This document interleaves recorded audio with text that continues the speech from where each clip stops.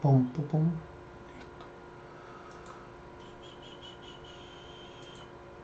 Ya. Hola, buenos días. Clase número 23, lunes 22 de junio, Escuelas Económicas del siglo XX.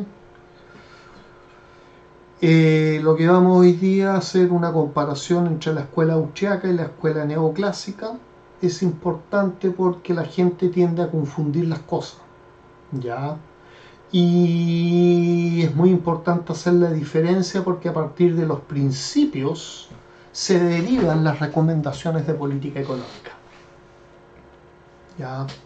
Lo primero, obviamente, es que se saben muchas cosas sobre la escuela austriaca y la escuela neoclásica, pero es raro que se hagan análisis comparativos de los principios fundamentales que iluminan ambos tipos de análisis. Estos elementos no son inocuos, porque de aquí se derivan aquellos elementos que constituyen las recomendaciones de política económica que los especialistas harán cuando digan hay que hacer esto o no hacer esto. A veces la ignorancia hace pensar que ambas escuelas son lo mismo, pero un análisis básico ya de la escuela austriaca versus la escuela neoclásica, con un mínimo de conocimiento, nos da cuenta de las grandes barreras que separan a una escuela de otra. Cuando hablamos de una escuela austriaca, hablamos de una corriente de pensamiento cuyos principios básicos fueron establecidos por este pensador que es abogado, ya, y economista austriaco llamado Karl Menger, en su texto del año 1871, Principio de Economía, y sobre todo en su texto del año 1883, sobre todo en este, Investigaciones sobre el método de las ciencias sociales y de la economía política en particular. Es decir, no está solo abordando o proponiendo una metodología sobre la economía, sino en general de las ciencias sociales. ¿Ya? Y de todos aquellos cuyos aportes adquirieron por convencimiento racional o ideológico a los principios básicos que se estableció este autor en estos dos textos, sobre todo en el segundo, el de 1883, para desarrollar teoría económica. Es una teoría, es una propuesta, no es verdad revelada. Cuando hablamos de la escuela neoclásica, a su vez, y de aquellos que desarrollaron una obra a partir de la teoría propuesta por Alfred Marshall, sobre todo en este libro, Principios de Economía, que se publicó en 2 volúmenes y que fue el gran manual hasta el año 1948, cuando Paul Samuelson publica su libro Fundamentos de Economía, que después se llamó simplemente Economía, ya que se transformó hasta los años 96, 97 en el libro más popular de economía. De hecho, el señor Paul Samuelson se ha hecho multimillonario. Y después viene Greg o Gregory Mankiw, ya con sus también principios de economía. Es decir, todos los que adscriben a la forma de pensar y de plantear y de construir una propuesta teórica, no es verdad, nuevamente revelada, a partir de la obra de Marshall. Ya sea porque lo adscriben implícita o explícitamente. ¿Ya? Y de ahí se derivan las construcciones teóricas o sus propuestas. Y esas propuestas al ser construidas de tal manera, obviamente, que tienen expresiones en tal tipo de políticas públicas. Entonces, como conclusión, podemos señalar que lo que se debe recordar no es solo lo que señala una escuela u otra, sino que las posibles derivaciones que se obtienen a partir de sus teorías y demás postulados. Se enseñan muchas teorías, pero se enseñan escasamente los supuestos que hay detrás de ellas. Se habla de mercado cuando se está hablando de mercado perfecto, y un mercado perfecto tiene ciertos supuestos. Y por eso se derivan ciertas conclusiones, recomendaciones de política económica. ¿Ya? Si hay teorías o postulados, porque podrían no haberlas, como en la escuela institucionalista norteamericana, o la otra que es la mamá de esta otra escuela, que es la Escuela Histórica Económica Alemana. ¿Ya? En segundo lugar, que estas teorías son un intento de explicar la compleja realidad. No es la realidad misma. No son verdad revelada. Porque si es ciencia, en la ciencia no hay verdades ya dogmáticas. Decir que lo dijo fulano, sultano, merengano es una referencia, pero no es sinónimo necesariamente que ahí está la verdad y que ya no hay nada más que decir. Si alguien dice eso, bueno, vámonos todos a la casa. No hay nada más que investigar, estudiar, no hay nada más que proponer. ¿Qué es lo que les gustaría a algunos? ¿Ya? Veamos las diferencias de paradigma austriaco y paradigma neoclásico. Primero, el concepto de lo económico. Es un principio esencial. Cuando hablamos de esto, desde la escuela austriaca, hablamos de la teoría de la acción humana entendida como un proceso dinámico de ensayo y error. ¿Ya? Acá hay lo que Ludwig von Mises habla de la praxeología.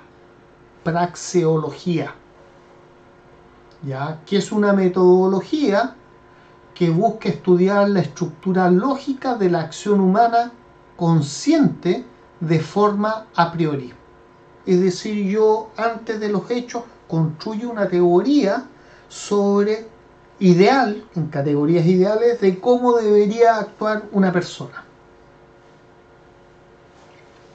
La praxeología se basa en el axioma fundamental de que los seres humanos siempre actúan y lo están haciendo.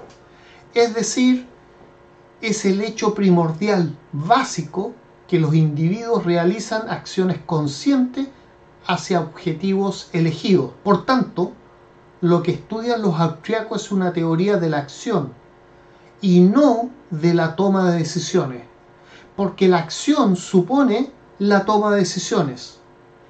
Sobre esto está tal vez el libro máximo sobre el tema, que es de Ludwig von Mises, publicado en el año 1949, ya en inglés y en alemán, que se llama La acción humana, que junto con los textos de Menger son la base del pensamiento austriaco.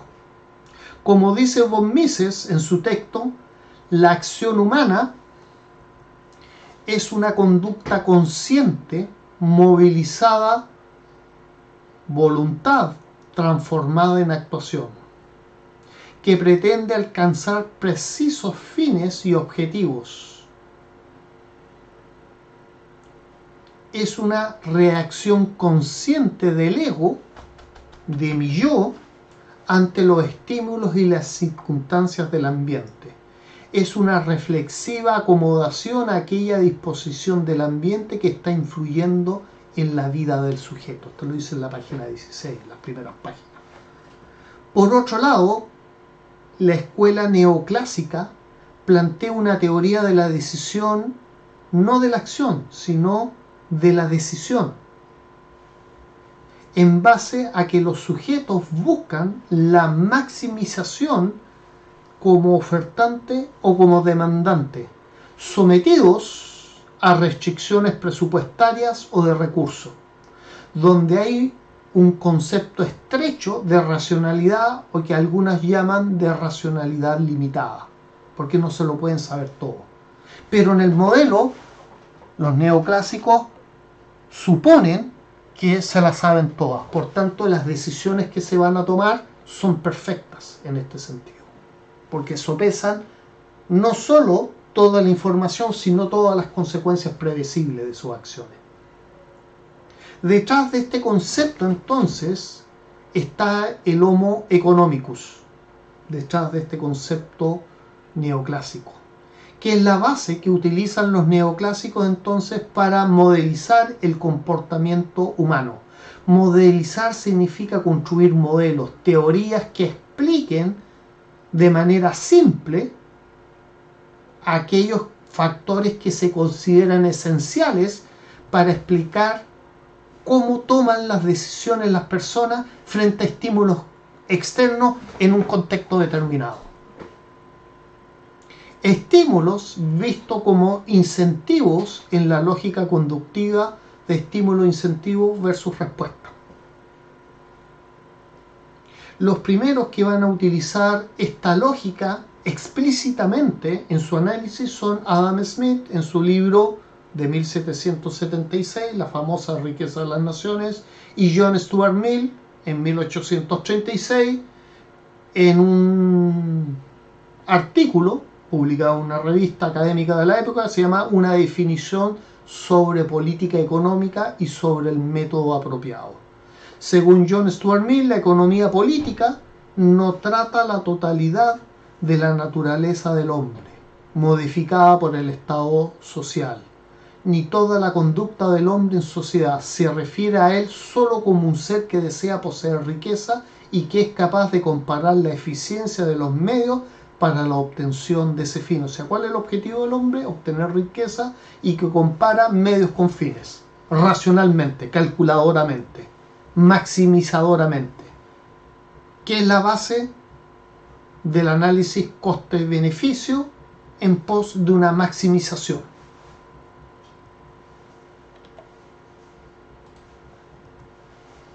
El punto de partida metodológico. Ambos corrientes son partidarias del marginalismo, acción sometida al análisis costo versus beneficio, ya sea por el lado de la demanda o de la oferta. Por tanto, partidarios del subjetivismo y del individualismo metodológico. De aquí la importancia que ambas escuelas le dan al sujeto como agente en la toma de sus propias decisiones, destacando su capacidad de elegir por sobre el grupo social. Aquí se rescata en ambas posiciones sus raíces liberales clásicas del siglo XVII y XVIII, más que del siglo XIX. En esto coinciden, ¿ya? Y por eso plantean un nivel de individualismo mucho más que cualquier otra teoría económica, porque piensan desde el individuo al todo, y las otras teorías muchas veces postulan desde el todo al individuo, ¿ya? Tercer elemento, protagonista de los procesos sociales. Para la escuela austriaca es el empresario creativo que es capaz de hacer que la invención y sobre todo la innovación sea posible. El papel del empresario es sentir, a través de la aplicación de la empatía, la capacidad de ponerse en el puesto del otro, las insatisfacciones que viven los consumidores, la señal de que no están experimentando el valor que buscan, lo que ellos desean, por lo que están pagando. y reorganizar los recursos en una solución que aborde esta insatisfacción. Porque el valor es subjetivo en la mente del consumidor y porque el futuro es impredecible. Por eso los empresarios ejercen lo que los austriacos llaman el juicio, el compromiso de acción necesario para llevar su nueva solución al mercado para el consumidor a pesar de la incertidumbre de un resultado rentable.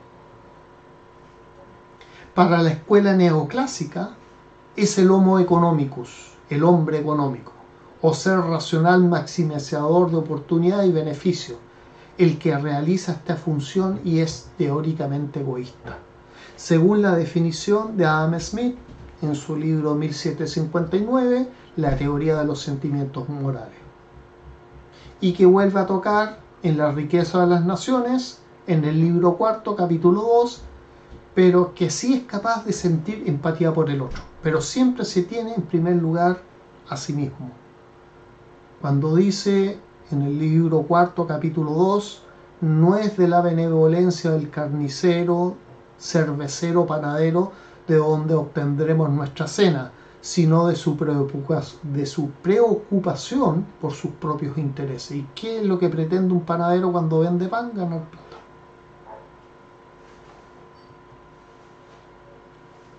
Cuarto, posibilidad de que los actores se equivoquen a priori y naturaleza del beneficio empresarial. En la teoría austriaca se concibe la posibilidad de cometer errores empresariales que hubieran podido evitarse con más perspicacia. Juicio, ¿ya?, de cordura, de sensatez. Los beneficios empresariales puros surgen de la capacidad empresarial para darse cuenta de las oportunidades de ganancia, donde hay una demanda que no ha sido insatisfecha, sea presente o futura, que dadas las condiciones actuales del mercado o del nivel de madurez que ya viene. Por otro lado, la escuela neoclásica no se concibe que existan errores de los que uno pueda arrepentirse, pues todas las decisiones pasadas se racionalizan en términos de costo y beneficios. Las utilidades o pérdidas monetarias y los beneficios empresariales se consideran como la renta de un factor más de producción. Los factores de producción son el trabajo, los recursos naturales y el capital. Todos estos factores se mezclan para producir un bien o servicio.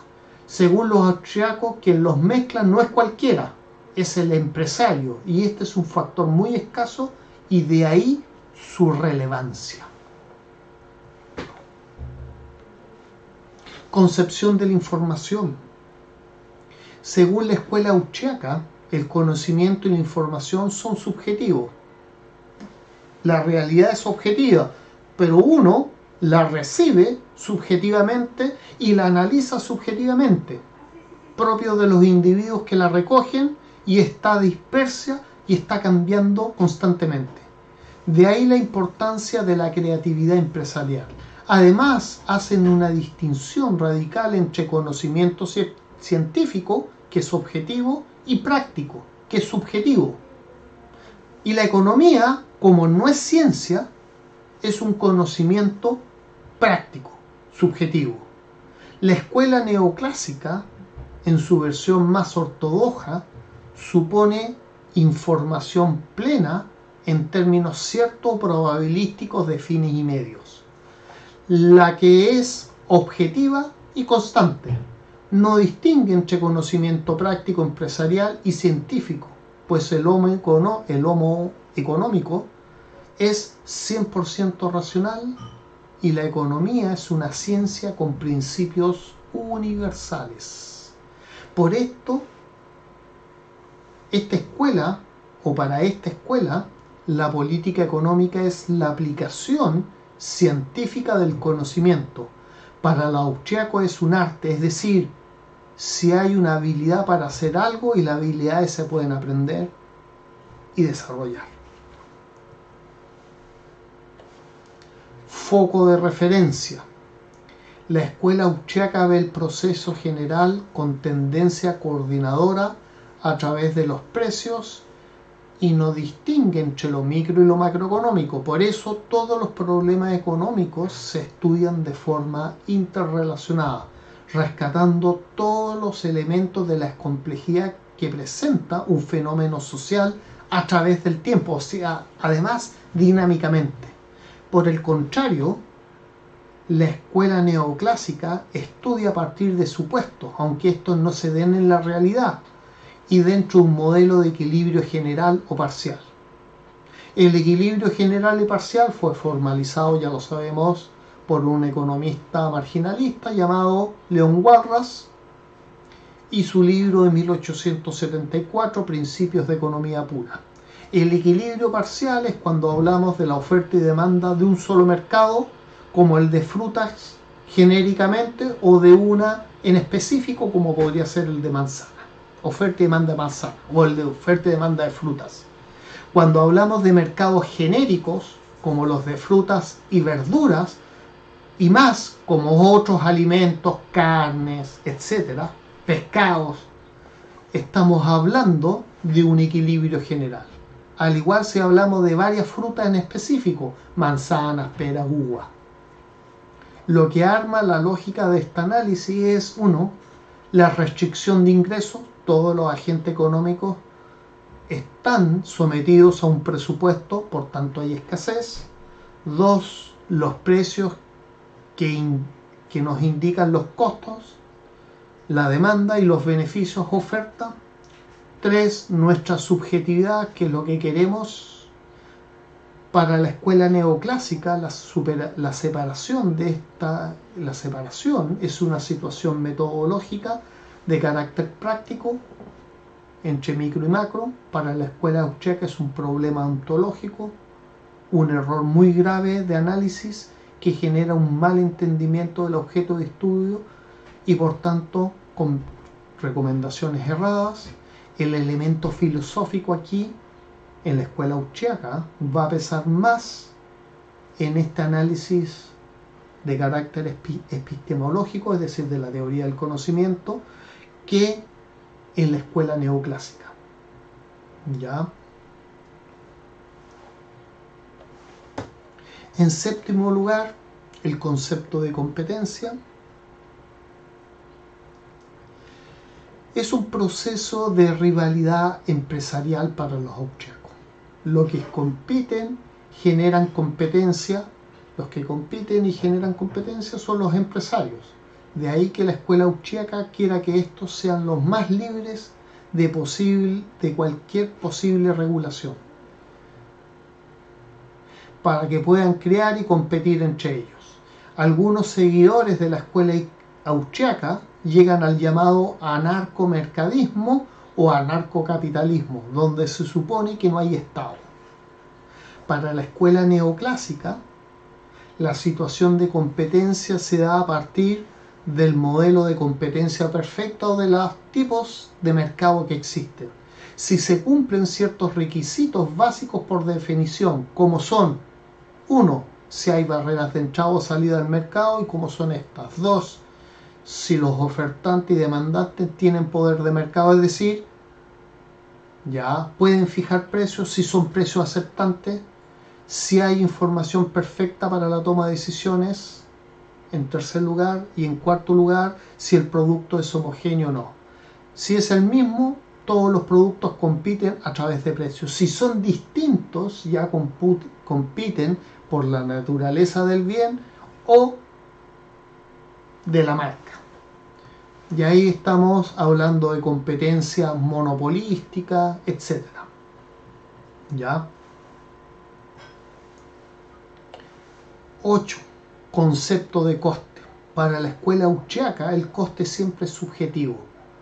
Depende de la perspicacia empresarial para descubrir nuevos fines alternativos de lo que quieren los individuos.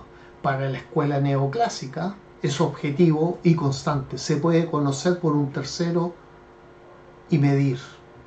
Por eso es objeto de conocimiento científico en el lato sentido de la palabra, incluso si se trata de las elecciones de los individuos, las que se analizan a través de las llamadas curvas de indiferencia, que son curvas de preferencia, ya, de un consumidor, en términos que en los dos ejes, el horizontal y el vertical, se ubican una serie de bienes y escogen entre ellos cuánto quieren más de uno en relación a otro, que es lo que se llama coste marginal de sustitución. ¿Ya?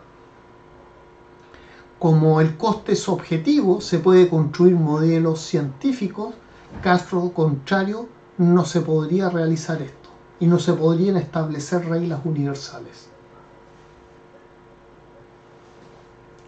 9. Formalismo. La escuela austriaca utiliza en su análisis la lógica verbal, abstracta y formal desde el punto de vista conceptual, que da entrada al tiempo subjetivo y a la creatividad humana. Los economistas austriacos formalizan sus textos igual que lo hacía Adam Smith. No hay ecuaciones, todo es verbalizado. Por el contrario, la escuela neoclásica da pie al formalismo matemático, un lenguaje simbólico propio del análisis de fenómenos atemporales y constantes, dada su concepción absolutamente científica de lo que trata de hacer y expresar. 10. Relación con el mundo empírico.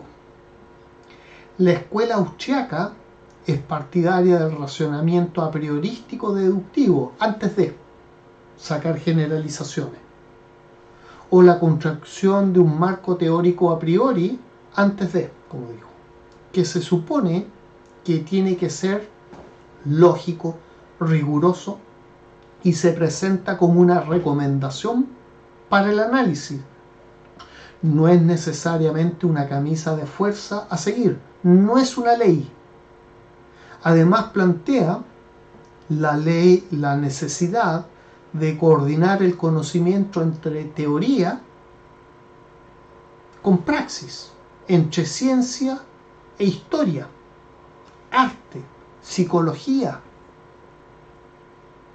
en la búsqueda del conocimiento de la realidad dinámica y compleja. En la escuela neoclásica se señala que la historia no puede contrastar teorías, pues en ella no se pueden realizar análisis matemáticos dadas las características propias de la construcción del conocimiento epistemológico de la ciencia histórica y de la naturaleza de la ciencia histórica, entre comillas. Más bien hablaríamos en ese caso de disciplina. Por eso los neoclásicos hablan de la necesidad imperiosa es sí o sí, de la contrastación empírica de las hipótesis para validar los supuestos a priorísticos, y esto se hace mediante métodos econométricos, ya muy validados. Por eso estudian tanta econometría en los pre y en los posgrados, ya. En 11ª diferencia, posibilidades de predicción específica. La escuela austriaca señala que esto es imposible, predecir el futuro, pues lo que sucede depende de un conocimiento empresarial futuro aún no creado. No se puede saber lo que se va a pasar en el futuro. Solo son posibles ya algunos modelos predictivos de tipo cualitativo y teóricos sobre las consecuencias de descoordinación ya del intervencionismo. Es decir, si interviniera el Estado podría pasar eso. Por contrario, la escuela neoclásica señala que la predicción es un objetivo que se busca de forma deliberada. De hecho, a sus modelos económicos se le exige no solo que expliquen mejor que cualquier modelo alternativo desde un punto de vista estadístico, y de ahí la importancia de la econometría, sino que también tengan la capacidad predictiva. Después de todo, lo que se hace es ciencia, y la ciencia además tiene que ser universal y replicable. En 12º lugar, responsables de la predicción. En la escuela austriaca, el responsable de hacer las predicciones es el empresario. Es el sujeto que debe conocer el mercado y lo que es y necesita la gente. El empresario puede ser cualquiera, no una persona en particular. Es una acción que toman las personas sobre su vida y futuro. Es decir, yo quiero o no quiero ser empresario. Por su parte, la escuela neoclásica señala que es esencialmente el que sabe de economía, el analista económico, el ingeniero, el que tiene ingenio o es ingenioso. Por eso se llama ingeniería. ¿Ya? Y ahí están las 12 grandes diferencias entre la escuela austriaca y la escuela neoclásica. ¿Ya? Lo que más llama la atención es que una es un conocimiento acientífico, no es científico, es un intento válido de tratar de saber, y lo otro, lo que trata de hacer los neoclásicos, es ciencia, en el más lato sentido de la palabra. De ahí la importancia que tiene el uso de las matemáticas. Y eso permite entender a los seguidores de la economía neoclásica la asertividad con que hablan. Tal vez eso le gusta a las personas, pero no es ciencia, en absoluto. Gracias, quedamos hasta acá.